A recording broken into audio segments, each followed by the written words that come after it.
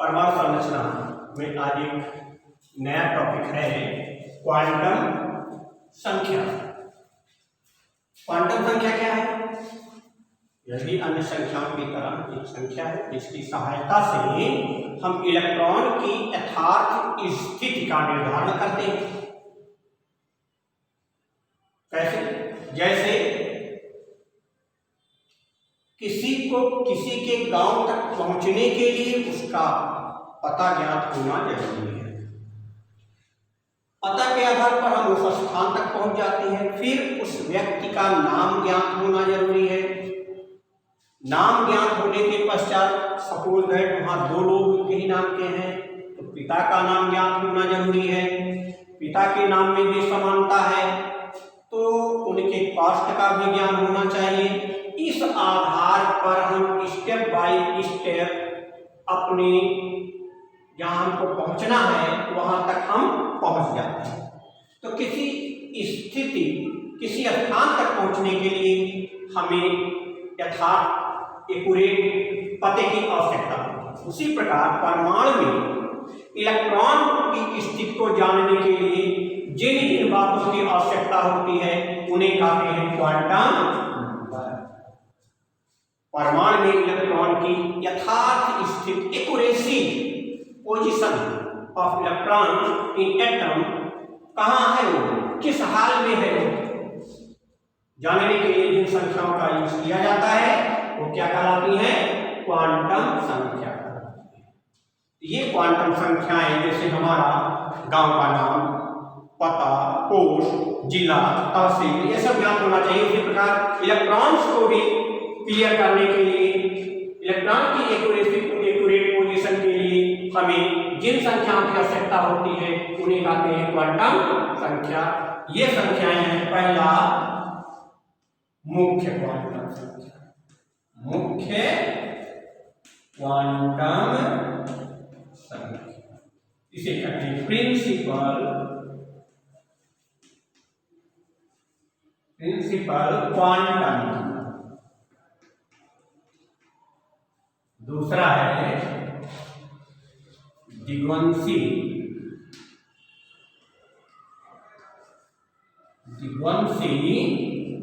Quantum संख्या, इसे कहते हैं एजीमुथल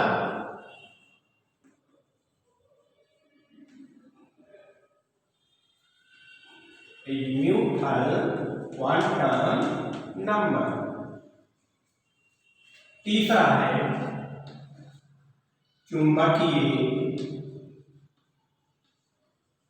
क्वांटम संख्या, इसे कहते हैं मैग्नेटिक क्वांटम नंबर। और लास्ट चौथा जो है चक्रण क्वांटम संख्या, इसे कहते हैं इंग्लिश वर्ड है स्पिन क्वांटम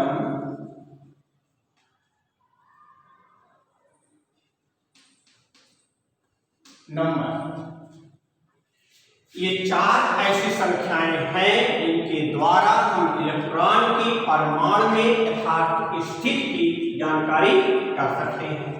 आइए पहले के बारे में जानते हैं मुख्य क्वांटम संख्या। ये क्या है? यह इलेक्ट्रॉन की कोष को व्यक्त करती है। कोष मालूम है आपको? कोष या कक्षा को व्यक्त करती है कि इलेक्ट्रॉन किस कक्षा में होगा। जैसे किसी व्यक्ति की स्थिति पता करने के लिए यह पता करना होगा कि वो किस तहसील में, किस ब्लॉक में, किस पोस्ट में, डाकखाना में कहाँ स्थित होगा। तो पहली क्वांटम संख्या है इलेक्ट्रॉन हमारा जिस कोष में होगा उसको जो प्रदर्शित करेगा उसे कहेंगे मुख्य क्वांटम संख्या। और कोष डिपेंड होता है ऊर्जा स्तर के आधार पर। ऊर्जा स्तर के आधार पर इसलिए इसका एक और नाम है मुख्य ऊर्जा स्तर। मुख्य ऊर्जा स्तर भी इसे कहते हैं। इसे एन से प्रदर्शित करते हैं, स्मॉल एन से प्रदर्शित करते हैं। या इसका मान जीरो के अलावा कोई भी धनात्मक संख्या हो सकती है। अर्थात एन का मान 1 2 3 4 कुछ भी हो सकता है। अगर n बराबर 1 है तो वो पहले कोष में स्थित होगा, n बराबर 2 है तो वह दूसरे कोष में होगा, दूसरे ऊर्जा स्तर वाले कक्षा में होगा। इस तरह से n हमारा मुख्य क्वांटम संख्या है जो इलेक्ट्रॉन के कोष या कक्षा को निर्देशित करता है, बताता है। दूसरा है हमारा द्विध्रुवीय क्वांटम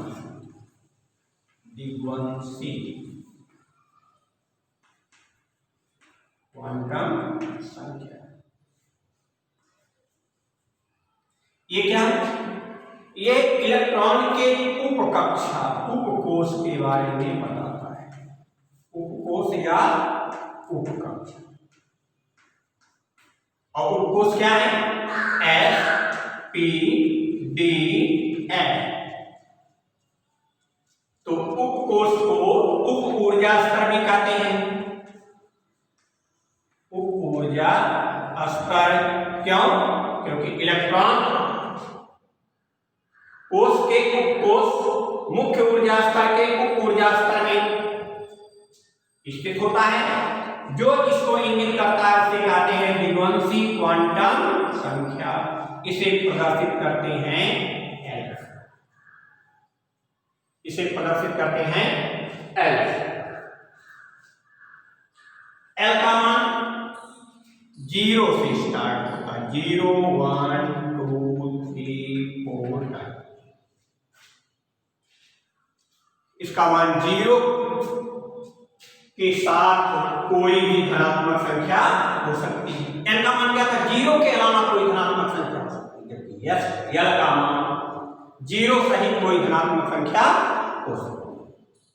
ये हमारा था द्विध्रुवीय क्वांटम संख्या जो इलेक्ट्रॉन की स्थिति को दर्शाती है कि वह किस उपकोष में या किस उपकक्षा में, S में, P में, D में या F में स्थित है। इसका L से प्रदर्शित करते हैं और इसका मान 0 1 2 3 4 कुछ भी हो सकता, मतलब लेकिन 7 से कम, क्योंकि हमें आवर्तानी को भी ध्यान में रखना है, साथ ही पीरियड है। अपवर्तनीय को भी ध्यान में रखना है, साथ ही पीरियड है। इसलिए 7 से सभी मान। अच्छा, तो अब एक फार्मूला आता है कि L का मान क्या होगा? N से 1 कम होगा, या N इक्वल तो यह 10 में हो जाएगा, या 1 आपको फार्मूला है। तो 1 कम क्या है? क्योंकि ये 1 से स्टार्ट है और ये 0 से स्टार्ट।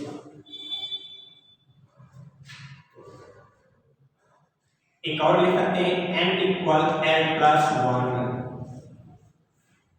1 क्या ज्यादा है? 0 ज्यादा। अगर कह दिया गया n बराबर 3, L बराबर क्या हो जाएगा? 0 1 2 0 1 2। L का मान L से 1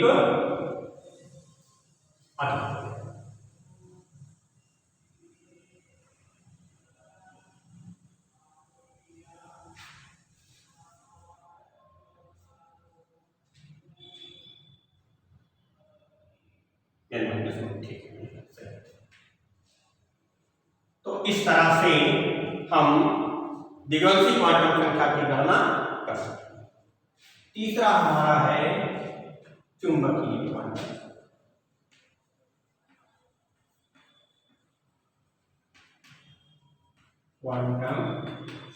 अच्छा, एक बात और जानो कि ये तो कक्षा के लिए था, उपकोष के लिए ये मान थे, लेकिन अगर हमारा इलेक्ट्रॉन इस डी के किस कक्षक में है, तो एक बात और जान लीजिएगा कि एल के लिए एस का मान सदैव 0 होता है।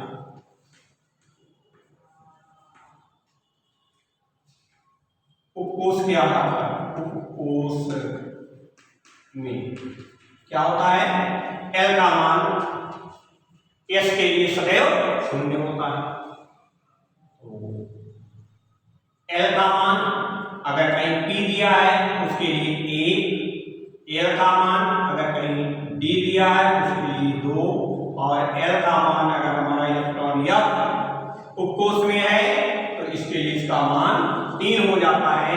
ये निश्चित है, हमेशा यही रहेगा अगर हमारा electron S P D F में दिया गया है।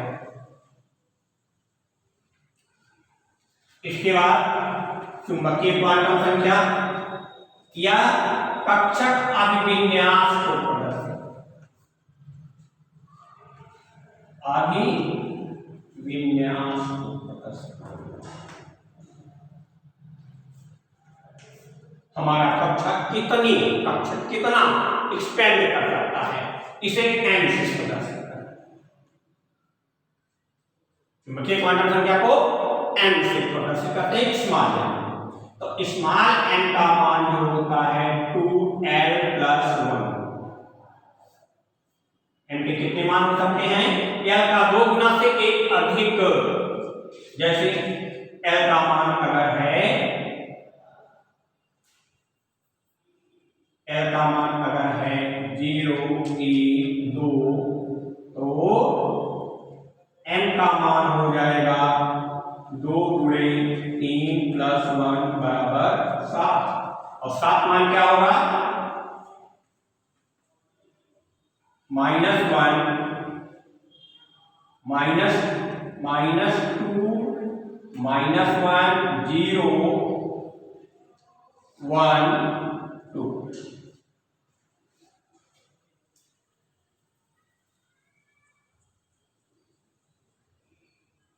इस तरह से अगर यहाँ 3 तक है तो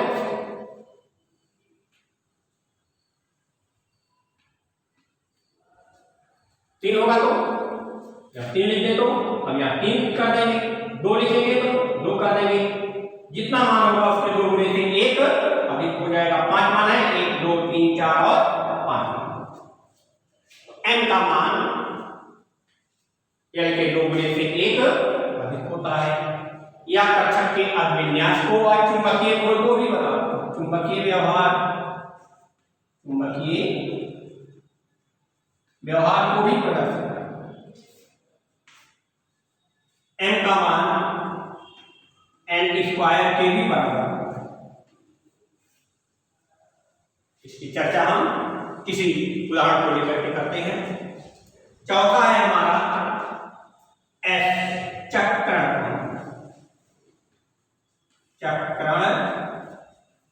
क्वांटम संख्या। ये चक्र क्या है, ये इलेक्ट्रॉन के स्पिन किस कक्षा में क्लॉकवाइज या एंटी क्लॉकवाइज, हमने आपको पहले भी बताया था कि किसी कक्षा में इलेक्ट्रॉन कितने होते हैं, 2 पेयर में है, एक क्लॉकवाइज मूवमेंट करेगा, एक एंटी क्लॉकवाइज मूवमेंट करेगा। तो इलेक्ट्रॉन किस प्रकार से मूव कर रहा है, ये हमारा चक्रण क्वांटम संख्या बताता है। चक्रण क्वांटम संख्या इलेक्ट्रॉन की चक्कर की दिशा को इसे प्रदर्शित करते हैं। जैसे किसी इलेक्ट्रॉन में, किसी कक्षक में 2 इलेक्ट्रॉन हो सकते हैं और 2 में एक क्लॉकवाइज है, पहला एंटी क्लॉकवाइज है, मींस आधे क्लॉकवाइज और आधे एंटी क्लॉकवाइज है। इसे प्रदर्शित किया जाता है +1/2 या -1/, प्लस क्या प्रदर्शित करता है, इसकी दिशा क्लॉकवाइज है। यदि किसी में इलेक्ट्रॉन की दिशा ऊपर की तरफ है तो प्लस रहा, अगर इलेक्ट्रॉन की गति की दिशा नीचे की तरफ है तो माइनस हाफ दिखाता है। और इस प्रकार इसे हम प्रदर्शित करते हैं ऐसे। तो ये हमारी चारों क्वांटम संख्याएं हैं जिनके द्वारा हम इलेक्ट्रॉन को पता करते हैं कि वो किस कक्षा के किस उपकक्षक में और किस चुंबकीय क्वांटम संख्या के अंतर्गत किस कक्षा के किस उप ऊर्जा स्तर के किस दिशा में किस चुंबकीय व्यवहार में किस कक्षा का विन्यास में वह स्थित है और उसके गति की दिशा क्या है। इस तरह से हम इन क्वांटम संख्याओं के द्वारा इलेक्ट्रॉन की यथार्थ स्थिति का निर्धारण कर सकते हैं। उदाहरण द्वारा हम आगे की चर्चा बाद में करेंगे। एक निर्देश, जितने भी टॉपिक दिए जा रहे हैं आप उनके संभव नोट बनाते रहिए। नोट बनाने में अगर कहीं आपको कोई अड़चन आ रही है इस वीडियो के माध्यम से अपना मैसेज भेज दीजिए, उसका सलूशन दिया जाएगा। अगर समय अभाव रहा तो नोट पुनः दोबारा नहीं भी बनवाया जा सकता है। इसलिए ध्यान रहे कि जो आपको पढ़ाया जा रहा है इसका नोट आप लोग अपने अनुसार बनाते रहें। कहीं किसी भी प्रकार की समस्या होने पर वीडियो के माध्यम से आप सूचित कीजिए, आपको उसका हल दे दिया जाएगा। धन्यवाद।